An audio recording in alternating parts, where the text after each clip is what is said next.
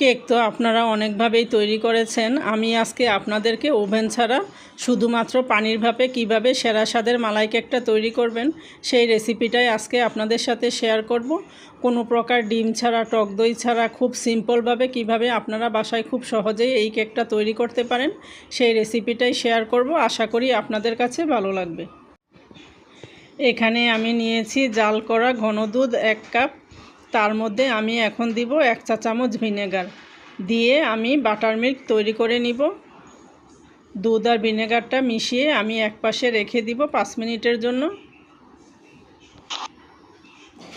এইখানে আমি দিচ্ছি 1/3 কাপ চিনি, তার সাথে দিচ্ছি 1/4 কাপ সয়াবিন তেল, দিচ্ছি অল্প একটু এলাচের গুঁড়া দিয়ে এখন এগুলোকে আমি নেড়েচেড়ে ভালো করে মিশিয়ে নিব।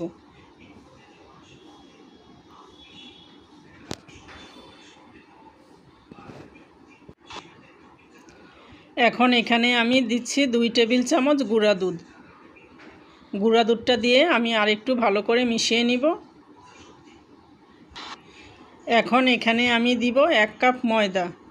ময়দাগুলোকে আমি চেলে দিব। তার সাথে আমি দিব 1 চা চামচ বেকিং পাউডার আর দিব আধা চা চামচ বেকিং সোডা। এখন সব কিছুকে আমি ভালো করে চেলে নিচ্ছি।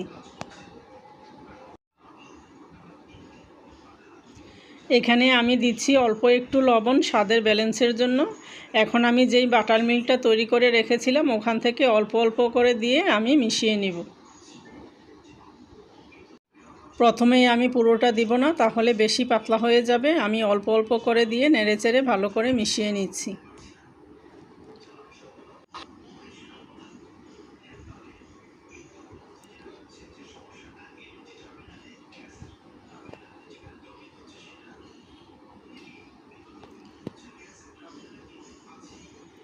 এইখানে আমার পুরোটা বাটার মিল্ক লাগবে না, 2 টেবিল চামচের মতো বেঁচে গিয়েছে।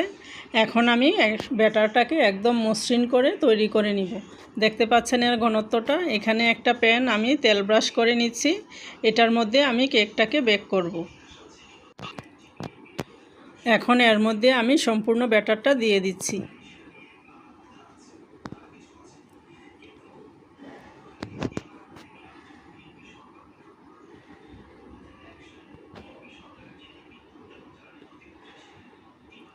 এই কেকটা আপনারা চাইলে ওভেনেও বেক করে নিতে পারেন। আমি আজকে আপনাদেরকে পানির ভাপে তৈরি করে দেখিয়ে দিচ্ছি একদম সহজভাবে কিভাবে আপনারা খুব সহজেই তৈরি করতে পারেন। এখন ঢেকে রেখে দিব আমি 15 মিনিটের জন্য। এর মধ্যে আমি আর ঢাকনাটা উঠাবো না।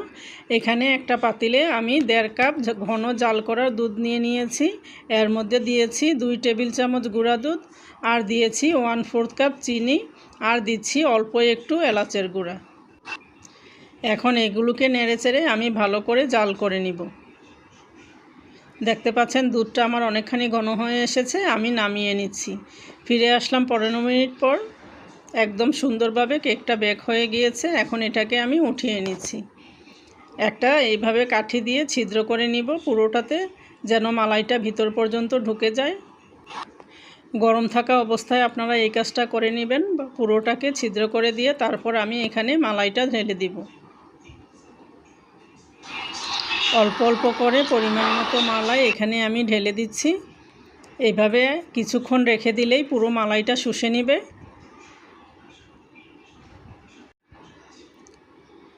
এখন আমি এটাকে ফ্রিজে রেখে দিব 1 ঘন্টার জন্য। 1 ঘন্টা পর ফিরে আসলাম। আমি এখানে কিছু কাঠবাদাম কুচি করে দিয়ে দিয়েছি আর আমি আপনাদেরকে কেটে পরিবেশন করে দেখিয়ে দিচ্ছি। এইভাবে যদি আমার রেসিপিটা হুবহু ফলো করেন তাহলে দেখবেন যে আপনাদের রেসিপিটাও একদম পারফেক্টভাবে তৈরি হবে। এটা এতটাই টেস্ট যে মুখে দেওয়ার সাথে সাথেই মিলিয়ে যাবে। আপনারা চাইলে বাসায় এভাবে তৈরি করে নিতে পারেন। আশা করি রেসিপিটি আপনাদের কাছে ভালো লেগেছে। সবাই ভালো থাকবেন। আল্লাহ হাফেজ।